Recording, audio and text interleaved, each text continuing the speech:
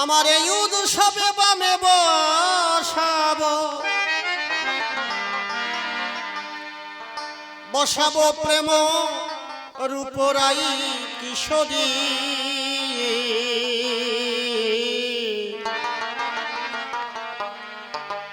আমার হৃৎকদম্ব তরু মূলে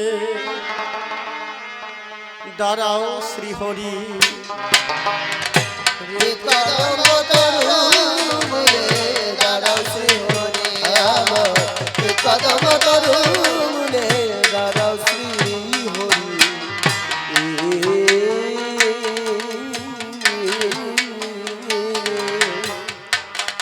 আমার এই উৎসবে বামে বসাবো এই উৎসবে বামে বসাবো প্রেম উপরাই কিশোরী হৃৎকদম্ব তরু মূলে দাঁড়াও শ্রীহরি আমার হৃৎকদম্ব তরু মূলে দাঁড়াও শ্রীহরি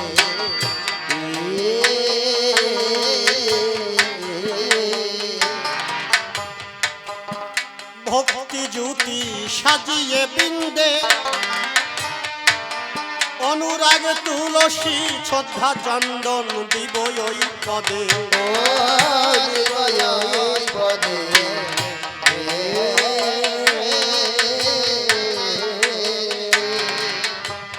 ভক্তি জ্যোতি সাজিয়ে সাজিয়ে বৃন্দে অনুরাগ তুলসী শ্রদ্ধা চন্দন দিব ওই পদে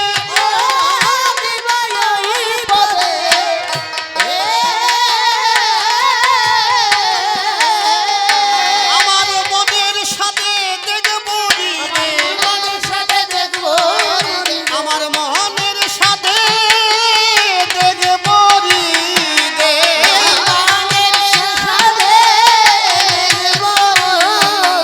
আমার মনের সাথে দেখব যুগল রূপের মাধুরী হৃৎকদম্ব তরু মূলে দাঁড়াও শ্রীহরি আমার হৃৎকদম্ব তরু মূলে দাঁড়াও শ্রীহরি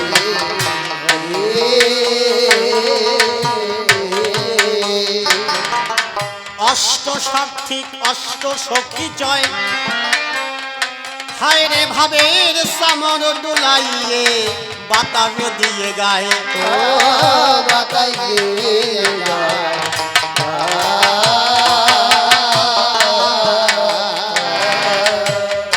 অষ্ট সার্থিক অষ্ট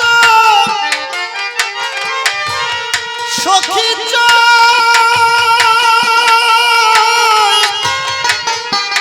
ভাবের সামর ডোলাইয়ে বাতাস দিয়ে গায়ে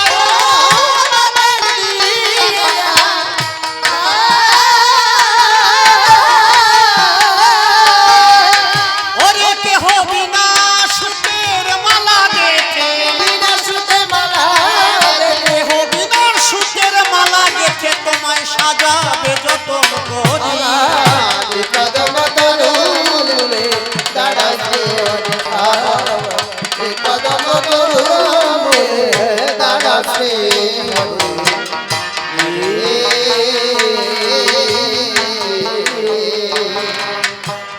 বাসনার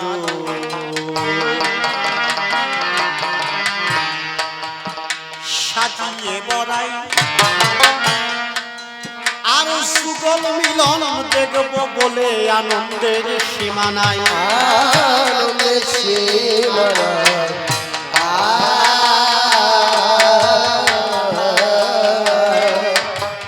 বাসনার সাজিয়ে সাজিয়ে বড়াই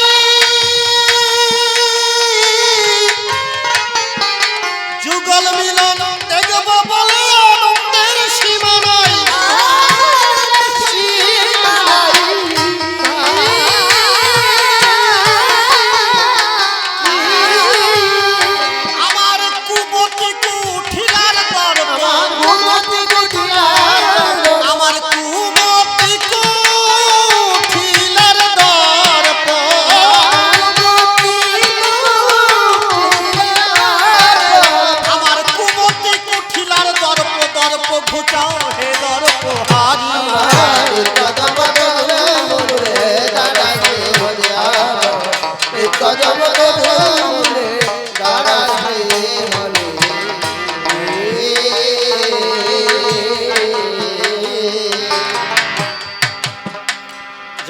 দাঁড়িয়ে আছেন, আমি সবাইকে অনুরোধ করব আপনারা বসে পড়বেন। ছোট বাজার এদিক ওদিক লক্ষ্য না করে মায়েরা একটু এদিকে লক্ষ্য করবেন, কারণ কবিগান হরিগুরুচাঁদ ঠাকুরের পরে আলোচনা যদি কেউ একবার মন দিয়ে শোনে, দ্বিতীয়বার তারে আর বলতে হয় না। মাস্টার যখন ক্লাসে একটা অঙ্ক বোঝাচ্ছে ছাত্রদের, একটা ছাত্র দিয়ে মন দিয়ে বসতে চেষ্টা করে, পরের বার বোঝানো লাগে। তা হরিগুরুচাঁদ ঠাকুরের আলোচনা আপনারা যদি মন দিয়ে শোনেন, আমার মনে হয় এর পরবর্তী বছর আর কবি গান দেওয়ার প্রয়োজন হয় না। তা আমরা আশীর্বাদ করে যাই আপনারা যাতে গাইয়ে যাই সরে যাবো, সেই যাতে ভুলে যান আপনারা, নালি পরের বছর আমাকে বায়না হবে না।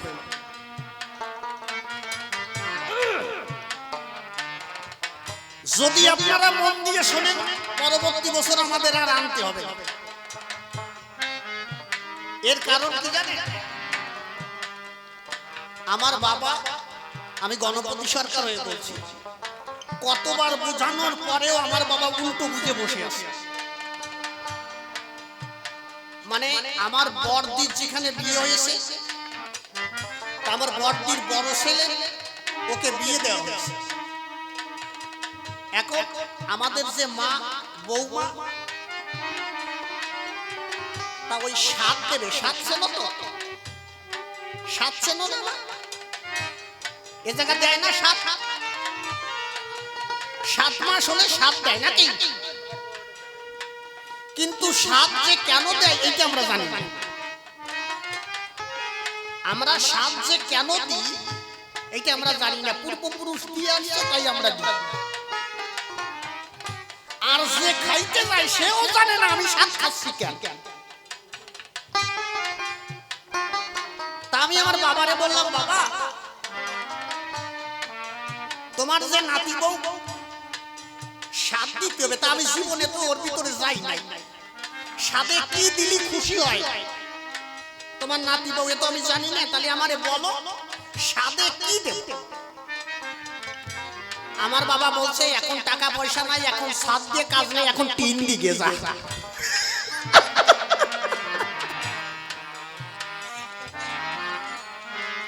আমারে বলছে এখন সাত দিয়ে কাজ নাই, টিন দিকে, মানে ওনারে কিভাবে বুঝলাম আর উনি কি বুঝলো।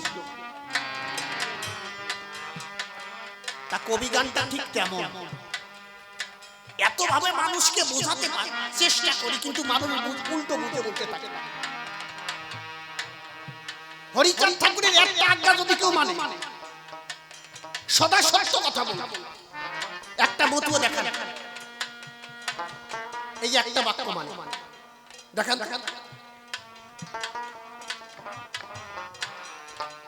বিজয় বাবু লিখেছে, কি লিখেছে? উনি বলছেন, কলিযুগে দিতে পারে পুরাকান্দি সহজ সরল মত, পথের পরে হরি নামের রথ। অর্থাৎ উরাকান্দির মতটা নাকি সহজ সরল। কিরম সহজ সরল, একটা সত্য কথা বলে দেখো অল টাইম। আর শ্রীমৎ অশ্বিনী গোসাই বলেছেন, যার চরিত্র পবিত্র হৃদয় সদাই প্রেমানন্দে ভাসে, এই মহান সতার হরির অভাব। চরিত্র পবিত্র এই জায়গাটায় ধরতে গেলে কয়জন সাধু টেক পেনে তা বলা যাচ্ছে। এই জন্য উরাকান্দির মত যতটা সহজ ততটা কঠিন। হরিবোলা সাধুদের ভক্তি অকামনা, এরা তন্ত্র মন্ত্র নাহি মানে ব্রজ উপাসনা। এরা কোনো তন্ত্রে মন্ত্রের দ্বারে যায় না। ওম ক্রিং কি জানো তাই না, ওম ক্রিং ব্রিং দিয়ে দিয়ে সোয়া টোয়া দেয়, এগুলো মতুয়ার বাজারে নাই। আজকের প্রশ্নপত্র কমিটি যেভাবে বলেছে সেইভাবে রাখার চেষ্টা করব, কিন্তু আপনারা যদি একটু লক্ষ্য করে শোনেন, তাই স্বাদের জায়গায় স্বাদ হয়ে যাবে না। কিন্তু আগে গানটাকে ভালো করে শুনবেন, তারপরে বিচার বিবেচনা বাড়ি গিয়ে করবেন। আর আপনারা যদি বিচার্য যদি আগের থেকে শুরু করেন, বাদাম খাচ্ছ নাকি মা? এই গরমে বাদাম খালি তো পা দবে না, কও দেখি। খাও, আগে বাদাম টাদাম খেয়ে নাও, পরে শুনিয়ে নে, আগে শেষ করো খাওয়া দাওয়া। 36 বার কোনদিন মহারাষ্ট্রে গেলাম, হরিদাস ঘোষার আশ্রমে, বুঝলে বাবা? হরিদাস ঘোষার আশ্রমে গেলাম। সকালবেলা ঘোষার যারা শিষ্য, আমি বললাম বাবা তা বাথরুমে যাবো কোন জায়গায়? কছে মহিলাদের যে সাপ, ও বাথরুমে তুমি জাতি পারবা না, এই বদনা নাও, ফরেস্টে চলে যাও। সর্বনাশ, তো ফরেস্টে যাবো কি জন্য? এটা সরকার মানুষ বলতো না, ফরেস্টে যাওয়া যায় না, কারণ সেই দিন আছে নাকি? কছে যাও, হাওয়া লাগবে না। কছে ওই জায়গায় গেলে হাওয়া লাগবে না। একজন কছে না না সরকার মশা যাইয়ে না, কেন? কছে তোমার কাছ থেকে গান শুনবো, তোমার ওই জায়গায় যে বিপদে ফেলবো না। কছে কেন? কছে এই মহারাষ্ট্রে 1 মাসের ভিতরে 7 জনের বাগেটা নিয়ে নেছে। কও পায়খানা আসবে আর এখন কি করব? ঠিক আছে। আরেকজন কছে সরকার মশাই আরো সমস্যা আছে। কি? কছে আমি বদনা নিয়ে গেছিলাম। তা বদনা হচ্ছে চিত্র বদনা, তা তো আমি দেখি নাই, মানে ফুটো। তা যেই বইছি এখন এই জল ভরা শুরু করিস। এখন ভাবতেছি যে কাজ শেষ করতে করতে জল সব শেষ, তাহলে করবানি কি দিয়া? এখন ও লোক বুদ্ধি করেছে আগে জল খরচ করে নেব, পরে পায়খানা করব।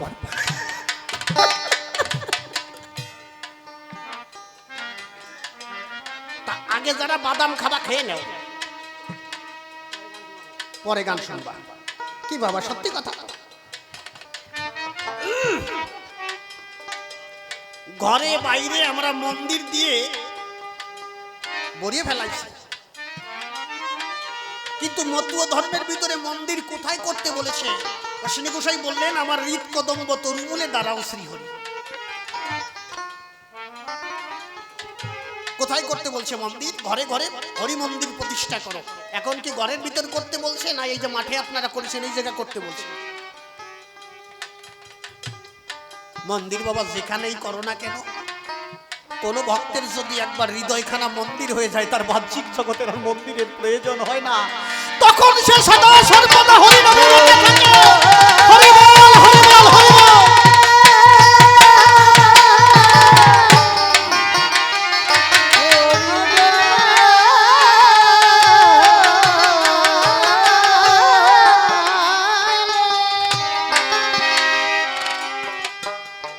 আমরা সন্ধ্যার সময় উলুধ্বনি দিই, সন্ধ্যা না হলে তো আর দিন নাকি?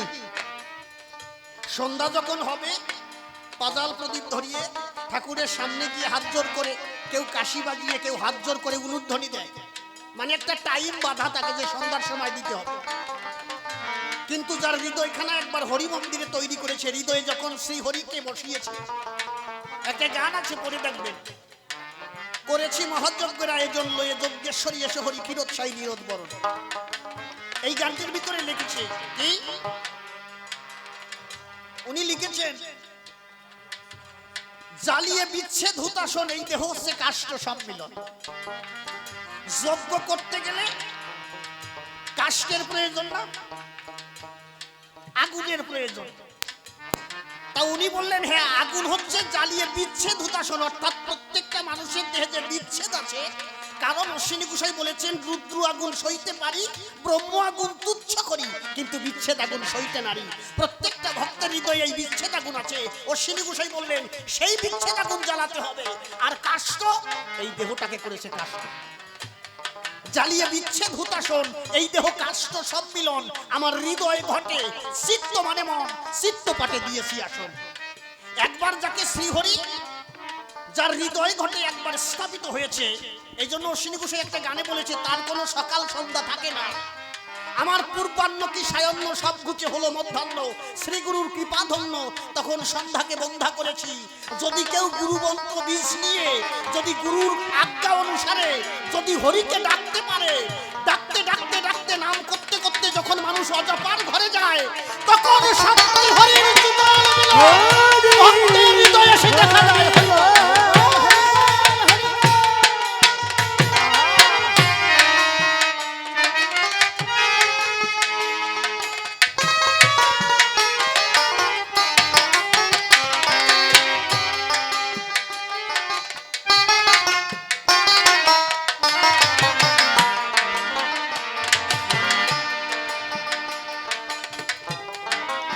এই জায়গায় কয়েকজন গান শুনতে আসছেন বাসনা নিয়ে, যে আজ কবিয়াল শিশির সরকারের কবি গান শুনবো বাসনা, তাই না? এখন যদি কেউ মনে করে কবি গান শুনবো না, বাদাম খাইয়ে দহা সারিয়ে দেবো, এটা হচ্ছে তার মনের বাসনা। এক একজনের এক একটা বাসনা। তোমার বাসনা কি তুমি বাদাম খাবে, তোমার বাসনা কি আমি কবি গান শুনবো, তোমার বাসনা কি কবি গানে গিয়ে আমি চানাচুর বাদাম খাবো। কেউ বলছে আমি গল্প শুনবো, এক একজনের একটা বাসনা। তো শ্রীমৎ অশ্বিনী ঘোষার বাসনা কি? তোমার বাসনা ঘোষার বাসনা এক না। গোসাই বললেন আমারও বাসনা কি? বাসনা রূপ সাজিয়ে বড়াই।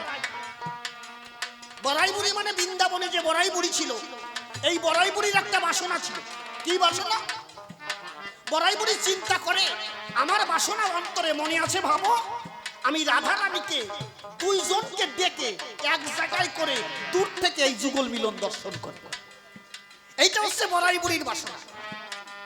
এই জন্য অশ্বিনী গোসাই লিখেছে বাসনা রূপ সাজিয়ে বড়াই, যুগল মিলন দেখবো বলে আনন্দের সীমা নাই। অর্থাৎ বড়াই বুড়ি যুগল মিলন দেখবে, আনন্দের সীমা নাই। এই জন্য কি করেছে বড়াই বুড়ি? কৃষ্ণকে গিয়ে বলছে শোনো, তুমি যে এতক্ষণ দাঁড়িয়ে আছো, আমাকে রাধারানী খবর দিল এখনো নিধুবনে রাধারানী তোমার জন্য দাঁড়িয়ে আছে।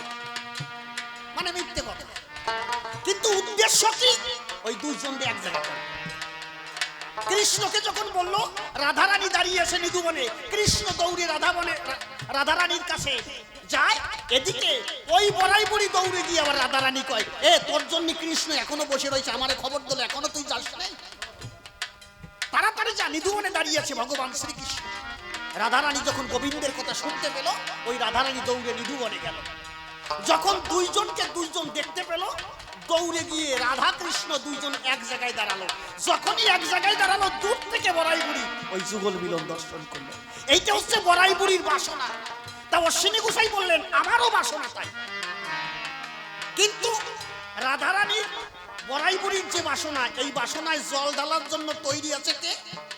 জটিলা কুটিলা। এরা বাধা দেয় যে ওই দুইজন যেন এক জায়গা না হয়। তা অশ্বিনী গোসাই বললেন আমারও বাসনা তাই। যেমন বড়াই বুড়ির বাসনা যুগল মিলন দেখবে রাধা কৃষ্ণ এক জায়গায়, আমারও মনে আছে, ভাবো শান্তি হরির যুগল মিলন আমি দেখবো। শান্তি হরি গুরু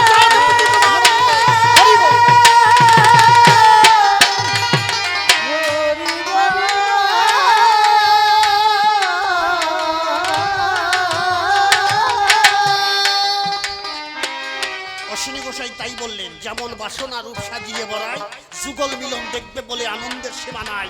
কিন্তু অশ্বিনী গোসাই বললেন ওর তো জটিলা কুটিলায় বাধা দেয়, আর আমার কুমতি কুটিলার দর্প, অর্থাৎ আমার দেহের ভিতরে যে কুমন আছে এ কখনো হরির কাছে যেতে দেয় না।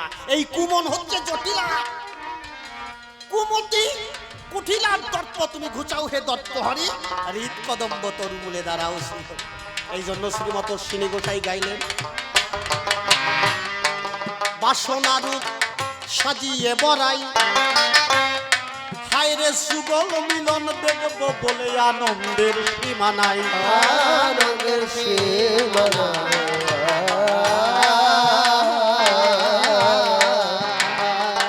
আমার কুমতি কুঠিলার দর্প, কুমতি কুঠিলার দর্প, দর্প ঘুচাও হে দর্প হারি। কদম্ব তরুণে দাঁড়াছি হরিয়াল, কদম্ব তরুণে দাঁড়াছি হরি।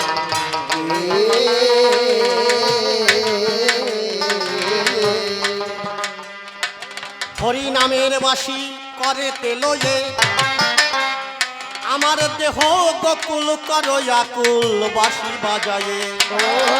বাসি বাজায়ে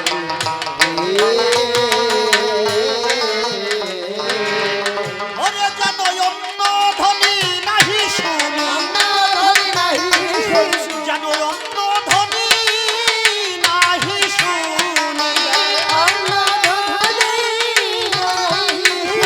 যেন অন্য ধ্বনি নাহি শুনি, তোমার নাম বংশী শ্রবণ করি।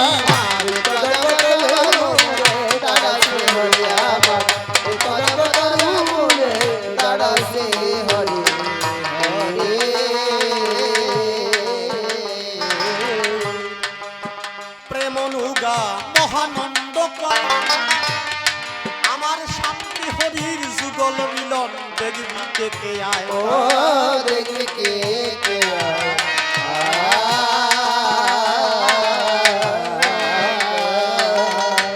প্রেমনুগা মহানন্দ কর,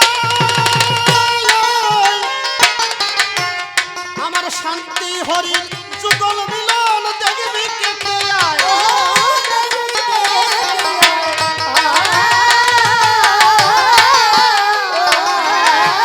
গোসাই তারক সাত কয় এমন সময়, আর তারক সাত কয় এমন সময়, গোসাই তারক সাত কয় এমন সময়, গোসাই অশ্বিনী অলক ভাবা।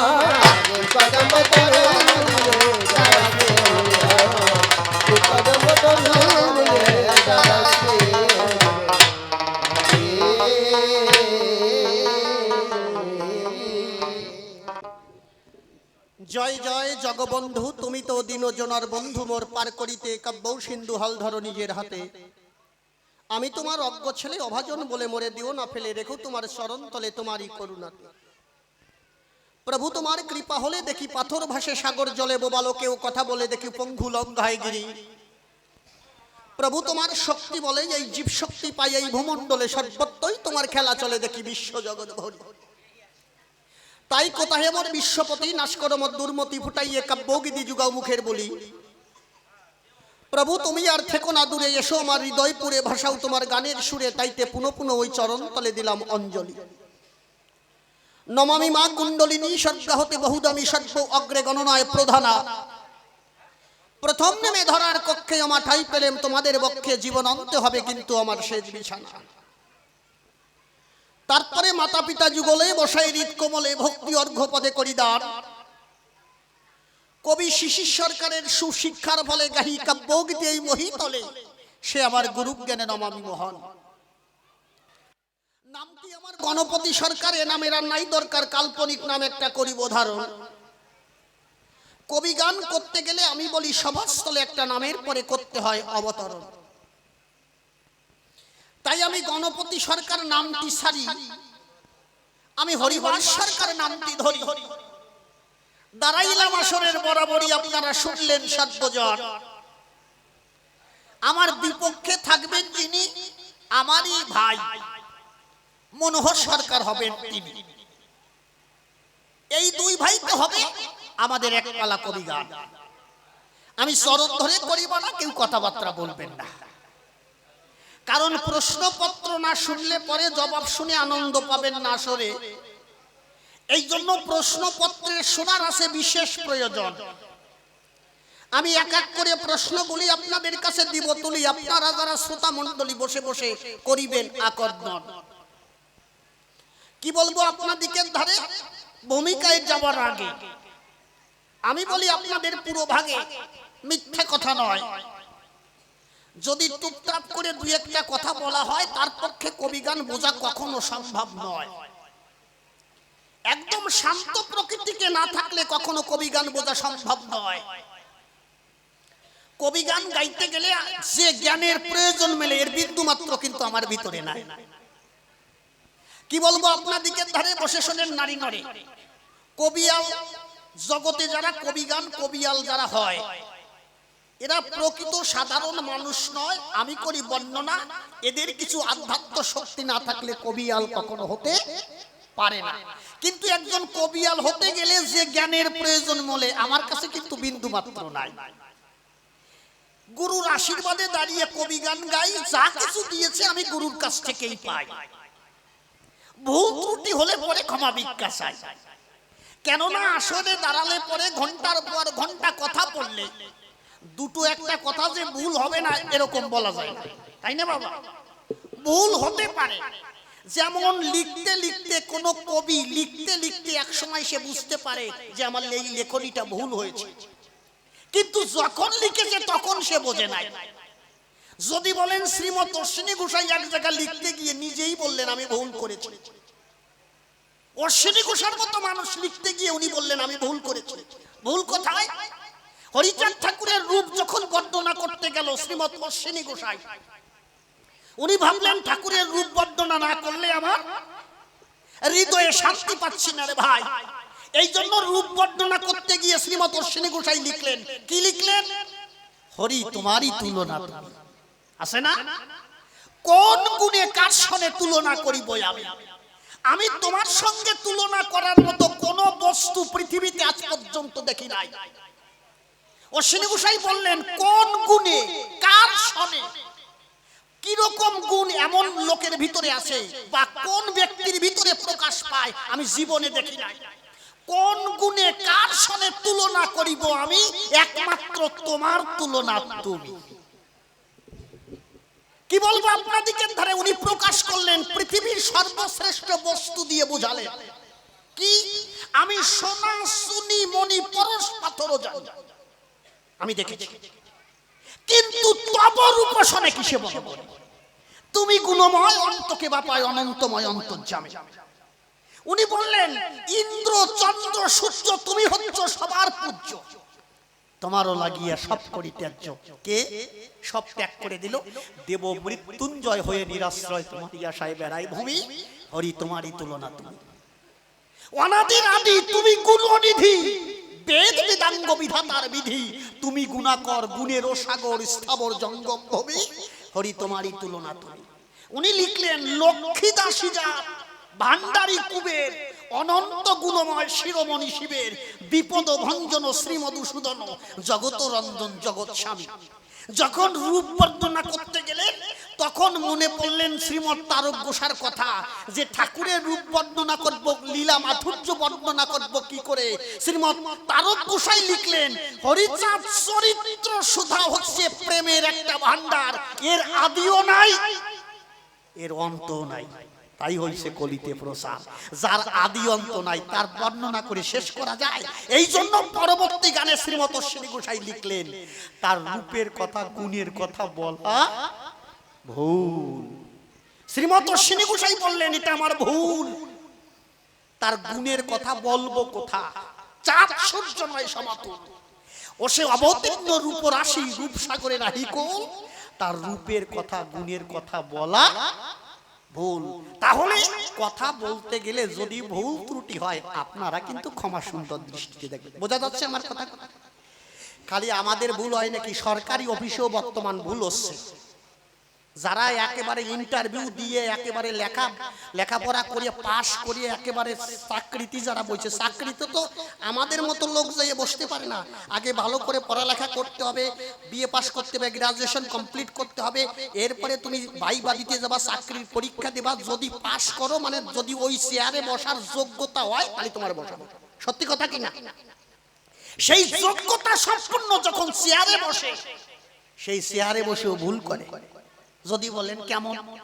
বর্তমান আধার কার্ড প্যান কার্ড রেশন কার্ডে দেইছ, হ্যাঁ আধার কার্ডে কেন না নিজের নাম তুই তালই মশার নাম ঢুকে গেল। সত্যি কথা কিনা? আমি কিন্তু মিথ্যা কথা বলছি না রে বাবা। এক 80 বছরের বুড়ো ছিল, আপনাদের কাছে বলা বলো 80 বছর বয়স, উনি এক সরকারি অফিসে গিয়ে দিল দর্শন। অফিসে যাবার পরে দেখতে পায় বুড়োর কপাল মন্দ, গিয়ে দেখে সরকারি অফিস বন্ধ, কিন্তু জালনা খোলা নয়। জালনার ভিতর দিয়ে যখন তাকানো হলো দেখতে পেল জালনার ভিতরে একজন মহিলা বসে রয়। তখন বুড়ো এই পাশ থেকে করছে, ও মামনি, তা দরজা বন্ধ করে জালনা খোলা রাখছো কিসের দায়? ওই মামনি ভিতর থেকে ডাক দিয়ে কয়, এই অফিসে প্রচন্ড চাপ হয়, দরজা দিয়ে সামলানো যায় না, জালনার ব্যবস্থা করেছি এই সময়, তোমার কি সমস্যা আগে তাই কও। বুড়ো সবার সামনে ছিল, বুড়ো ডাক দিয়ে কোনো সমস্যা না হলে এই জায়গায় আইছি নাকি, কি সমস্যা? বুড়ো করছে, আমার এই সুতির নাইটি দিয়ে ঠিক করে দাও। কও এত সময় বকাইয়া যদি এই কথা কয় তাহলে ওই মহিলা কিরকম রাগ হয়। কচ্ছে আমার এই সুতির নাইটি দিয়ে ঠিক করে দাও। ওই বিটি কচ্ছে এটা নাইটি ঠিক করার জায়গা না, কোন জায়গায় আছে? হ্যাঁ, বুড়ো কচ্ছে তো এটা নাইটি ঠিক করার জায়গা না, মানে কচ্ছে এটা হচ্ছে সরকারি অফিস, এটা হচ্ছে আধার কার্ডের কানেকশনের অফিস, কোন জায়গা নাইটি নিয়ে আইছো? কচ্ছে আধার কার্ডের কানেকশনের অফিস হলে ঠিক জায়গায় আইছি। কচ্ছে তার মানে? বুড়ো কচ্ছে আমার নাম হচ্ছে সুধীর মাইটি, আধার কার্ডে আইছে সুতির নাইটি। ওই বুড়োর নাম হচ্ছে সুধীর মাইটি, আধার কার্ডে আইছে সুতির নাইটি। কইছে না তালি ঠিক জায়গায় আইছে। এই জন্য চরণ ধরে করি মানা। সরকারি অফিসে ভুল হয় কিনা আমাদেরও হতে পারে, চরণ ধরে করি মানা। সেই ভুল ক্ষমা সুন্দর দৃষ্টিতে দেখে রেখে দেবেন আপনাদের চরণের পরে। এবার আস্তে আস্তে ভূমিকার ভিতরে যায়। আমরা দুটো ভাই, আমি এবার গণপতি সরকার নাম পরিহার করে আমি হরিবাস সরকারের নাম করিলাম ধারণ। আমরা দুটো ভাই কবি গান শিক্ষা করবার জন্য, তখন আমরা কবি গান শিক্ষা করি নাই। এখন মনে ভাবলাম তাই কোন জায়গায় গেলে ভালো একজন গুরু ধরে কবি গান শিক্ষা করতে পারি। কি বলবো আপনার দিকের ধারে দুটো ভাই যুক্তি করলাম যে এমন একজন গুরু ধর্ম, সেই গুরু হবে শাস্ত্রে পারদর্শী এবং তিনি হবেন একজন গোসাই বা সাধু। এমন একজন গুরু আমাদের ধরতে হবে। কি বলবো আপনার দিকের ধারে খুঁজতে খুঁজতে খুঁজতে খুঁজতে আমরা সন্ধান পেলাম জয়পুরে। কি বলবো আপনার দিকের ধারে একজন গুরু আছে, তিনি কবিগান শিক্ষা দেয়। তিনি হচ্ছেন শ্রীমৎ তারক গোসাই। তার কোনো গুণের শেষ নাই। তাকে বলা হয় তারক ভাগবত, তাকে বলা হয় কবি চূড়ামণি, কবি গানের শ্রেষ্ঠ। কি বলবো আপনার দিকের ধারে তাকে বলা হয় তারক গোসাই। কি বলবো আপনার দিকের ধারে একজন গোসাই, একজন কবি শ্রেষ্ঠ, এমন গুরু যদি পাই অন্য জায়গায় দেওয়ার দরকার আছে না? না। আমরা দুটো ভাই গিয়ে প্রণাম করলাম তারক গোসার পায়। তারক গোসার পায় প্রণাম করার পরে আমি বলি আপনার দিকের ধারে। তখন তারক গোসাই ডাক দিয়ে কয়, বাবা কি জন্য এসেছো তোমরা দুটো ভাই? কি বলবো আপনার দিকের ধারে। তখন আমরা বলছি তারক গোসার গোচরে আমরা একটু কবি গান শিক্ষা করতে চাই। তারক গোসার আশীর্বাদ নেবার পরে আমি বলি আপনার দিকের গোচরে আমরা শুধু কবি গুরু না, আমাদের দেহ মন সবকিছু সমর্পণ করেছি তারক গোসার পায়। তারক গোসাইকে করলাম বর্ণনা, কথা নিও শুধু কবি গান শিক্ষা নাহি দিও, চলার পথে কোন পথে চললে পরে জীবন ধন্য হতে পারে, কোন পথে চললে পরে একজন সাধু হতে পারি, এমন নির্দেশনা তুমি আমাদের দিও। আজ থেকে তুমি আমার দীক্ষা গুরু এবং কবি গুরু দুটোই আমরা তোমার পায়ে করলাম সমর্পণ। কি বলবো আপনার দিকের ধারে যা হোক তারক গোসার কাছ থেকে দীক্ষা মন্ত্র গ্রহণ করে বাড়িতে যাই। বাড়িতে যাবার পরে এইভাবে কবি গান গিয়ে বেড়াই। হঠাৎ করে একদিন আমি ওই মনোহর সরকারের বাড়ি, মানে আমি হরিবাস সরকার গিয়ে দিলাম দর্শন। আমি যাবার পরে দেখতে পাই একটা লেংটি পরে একটা পাগল বসে আছে। আমি আবার একটু পাগল টাগল বেশি ভয় পাই, দেখলে দাঁড়ে যাই না, ভাবি যে কিন্তু ভাষে আবার একখান দাও আসো বেকি দাও। কি বলবো আপনার দিকের ধারে কোন মানুষ যদি যায় ওই পাগলের ধারে ওই দাও ধরে কোপ দেয়। আমি ভাবলাম এ কোনটি আসে, রাত্রে মনে হয় এই বাড়ি এসে উঠিছে নাকি নাকি। কি বলবো আপনার দিকের ধারে তখন দেখতে পাই মানুষ ভক্তি ভরে প্রণাম করে ওই পাগলের চরণ পড়ে। আমি মনে ভাবলাম তাই, এ তো মনে হয় সামান্য পাগল নয়, সে যাই হোক পাগল হোক যা হোক মনে আছে ভাবো আমি একটু মনোহর সরকারের সাথে দেখা করে চলে যাব। আমি মনোহর সরকারের কাছে যাবার পরে আমি জিজ্ঞেস করেছি মনোহরের গোসরে, আচ্ছা ভাই বলো দেখি আমার ধারে এই তোমার বাড়ি এই পাগল আসলো কোন জায়গা থেকে দৌড়ই উঠে? মনোহর সরকার ডাক দিয়ে কয়, একে পাগল বলো না। কেন? এ হচ্ছে কেষ্ট কাপা গণেশ পাগল, আমি নাকে বাড়ি এনেছি। কি বলবো আপনার দিকের ধারে বসে শোনেন নারী নরে। আমি ভাবলাম এই পাগল বাড়ি আনছো কেন? বলছে জানো না এ সামান্য পাগল নয়, মনে আছে বাবু আমারও জীবন যৌবন এই পাগলের স্মরণে সমর্পণ করব। এই কথা যখন কইছে তখন আমার একটু রাগ হয়েছে। কি বলবো আপনার দিকের ধারে এখান থেকে আমি প্রশ্ন করব শুরু, আপনারা শুনবেন জ্ঞানী আর গুরু। আমাদের প্রথম গুরুকে আমাদের প্রথম গুরু হচ্ছে শ্রীমৎ তারক গোসাই, আমার দুটো ভাই। সত্যি কথা তো, শ্রীমৎ তারক গোসাই।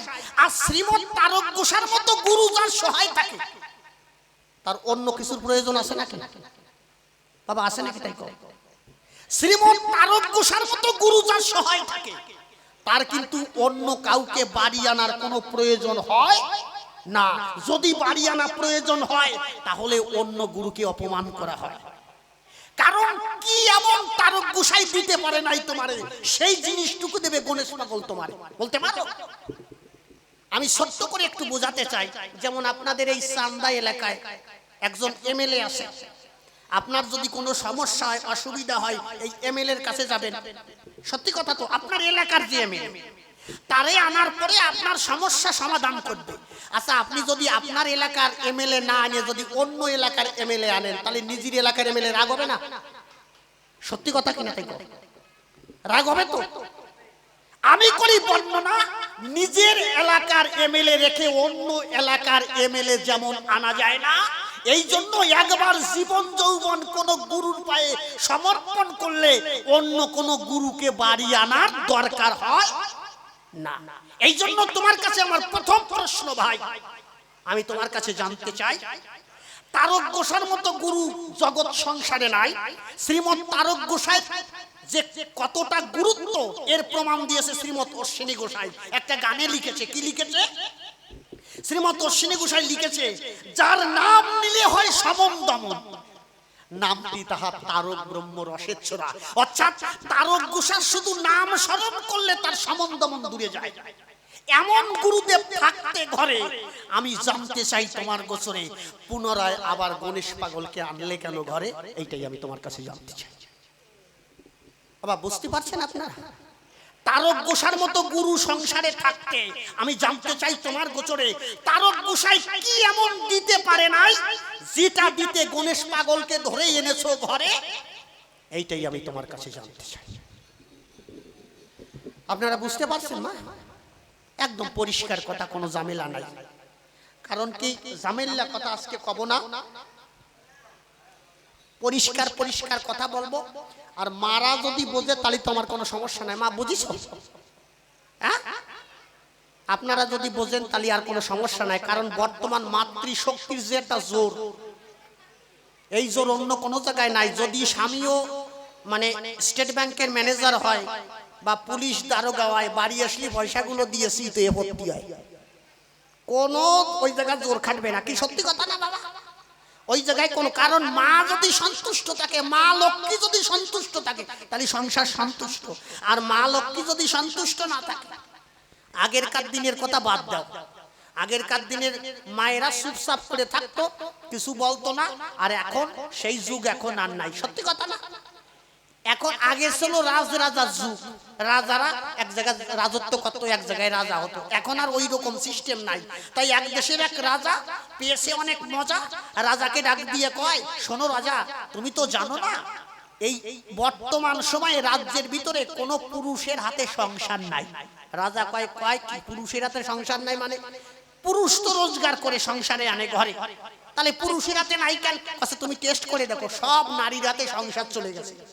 এখন রাজা মশাই সকালবেলা একটা ঘোষণা করে দিল যে শোনো, কালকে আমার রাজ্যের ভিতরে যে সংসার মেয়েদের কথাই চলে তারাও আসবা, আর যে সংসার পুরুষের কথাই চলে তারাও আসবা।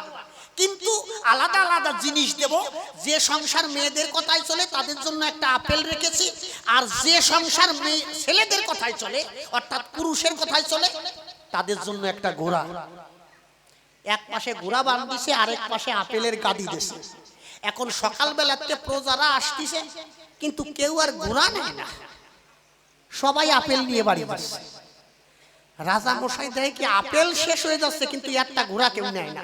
কারণ বুঝতে পারিছে যে এখন আর ছেলেদের হাতে কোনো সংসার নাই। এখন রাজা মাথায় হাত দিয়ে বইছে যে এই কবেতে শুরু হলো, সন্ধে পর্যন্ত নিয়ে গেছেন। রাজা ভাবছে অন্তত যদি একজন যদি একটা ঘোড়া নেয় তত আমার মান সম্মান থাকতো। একটা লোক নাই যার কথায় সংসার চলে, এমন বিটা মানুষ নাই। এর ভিতরে হঠাৎ করে একজন পালোয়ান এসেছে, গায়ে পায়ে মাংস আছে। পালোয়ান এসে করছে, রাজা মশাই মাথা নিচের মধ্যে সেখানে একটু উপরের দিক তাকান, আমার দিক তাকান। কসে না তুমি আপেল নিয়ে চলে যাও। কসে না না আমি আপেল নিতে আসি নাই। আমার দিকে তাকান। রাজা মশাই যখন তাকালো দেখতে পেল রাজ্যের পালোয়ান এলো। এখন কসে আমি আপনার আপেল নিতে আসি নাই, আমাকে একটা ঘোড়া দেন, কারণ আমার সংসার। আমাকে দেখে ঠিক পান না, আমি হচ্ছি পালোয়ান। আমারে দিয়ে গেল আমার বউ বয়তে কোন দিক দৌড় দেয় তা ঠিক নাই। আমি বাড়ি যাওয়ার সাথে সাথে আমি যা বলি আমার সংসারে তাই চলে, আমার একটা ঘোড়া দেন। রাজা মশাই খুশি হইয়া মনে করে বিবেচনা যাক একটা অন্তত মানুষ পালাম যার কথায় সংসার চলে, একটা বিটা মানুষ পালাম। এই ওরে সব থেকে ভালো ঘোড়াটা দিয়ে দাও। আরে কালো রঙের সব থেকে যে ভালো ঘোড়াটা, তেজি ঘোড়া, ওই ঘোড়াটা পালোয়ানকে দিয়ে দিল। এই যা বাড়ি যা। ওই কালো ঘোড়া নিয়ে যখন বাড়ি গেল, ঘন্টা খানেক পরে ওই পালোয়ান ঘোড়া নিয়ে আবার ফেরত আসলো। এখন রাজা মশাই কয়, এই ঘোড়া নিয়ে ফেরত আইছিস কেন, কি ব্যাপার? ওই পালোয়ান করছে, আমার বউ কালো রং পছন্দ করে না, ঘোড়াটা একটু পাল্টাই দাও। রাজা কয়, তোর বউর কথায় তোর কথায় বলে তোর সংসার চলে, আর বউর জন্য মানে ঘোড়ার রং পাল্টাতে আইছিস? এ শালা ঘোড়া তো যা, তুই আপেল নিয়ে যা, তোর আর ঘোড়া নিতে হবে না। কি করবে?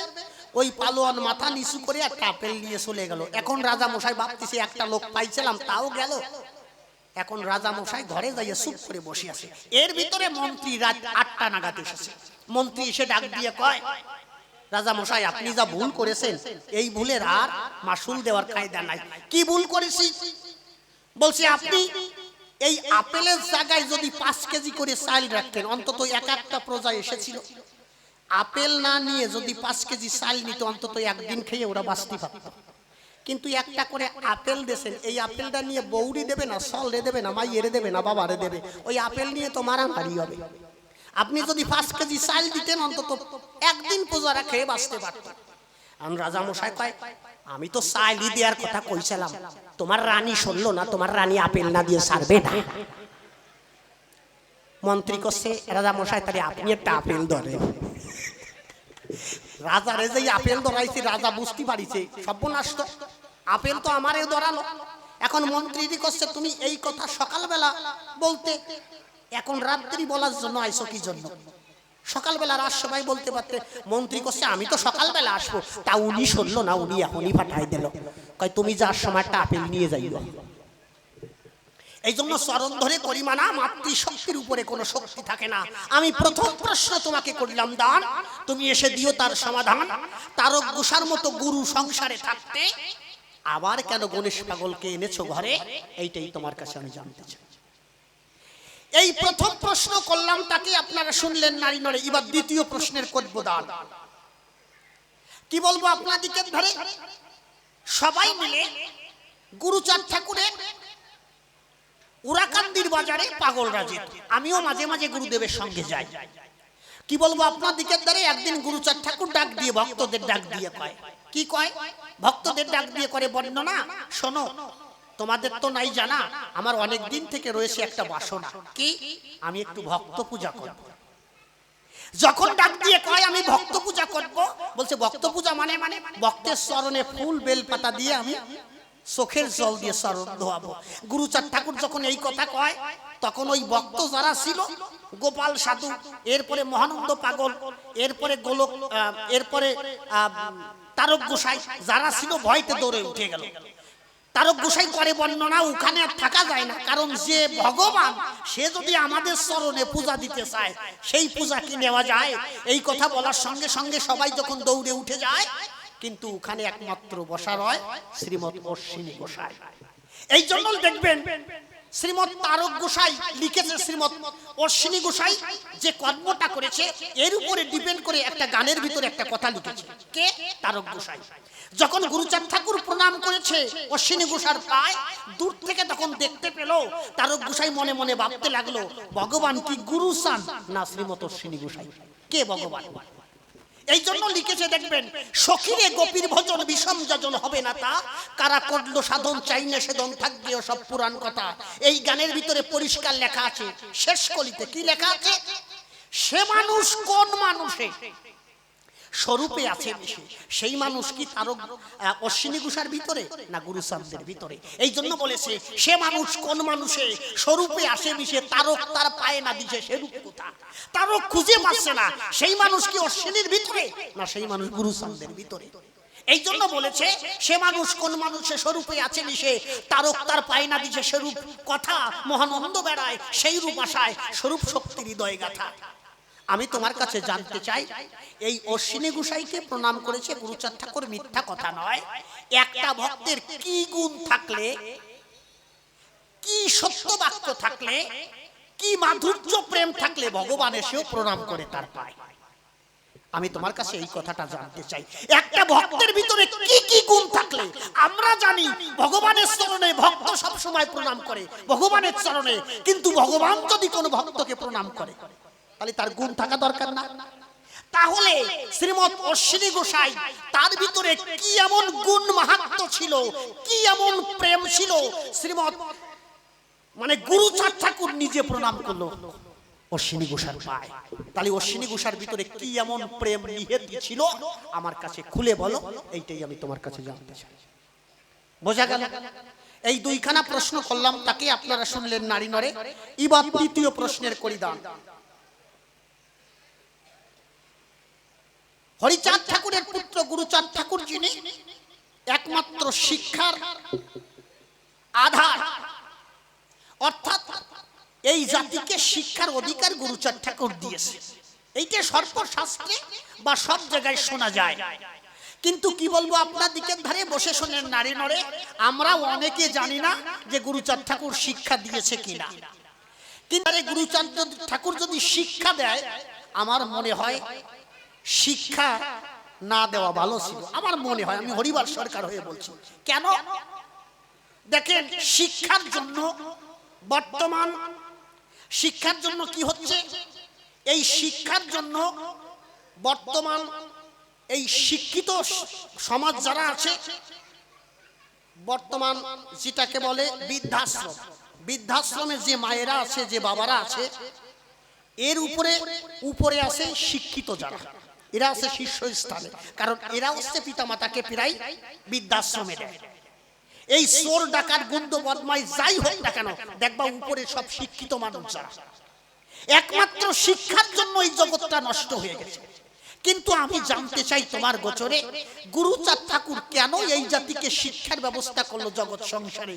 এই শিক্ষা পেয়ে মানুষ কি এমন উন্নত হয়েছে জগৎ সংসারে, এইটাই আমি তোমার কাছে জানতে চাই। এই তিনটে প্রশ্ন করলাম তোমারে, আর বেশি করব না, কারণ এই তিনটে প্রশ্নই সারাতে পারবে না। জড়াই করাই না ফেলে, তাই কোন দিক দিয়ে যাবে না, এমনি ছোট মানুষ তো আমার ভাই। আমি তিনখানা প্রশ্ন করলাম, দান ধরে ধরে এসে দিয়ে সমাধান। এবার সুর ছন্দ ধরে টান গাই আরেকখানি গান, দেখি তারপরে কোন কথা কয়।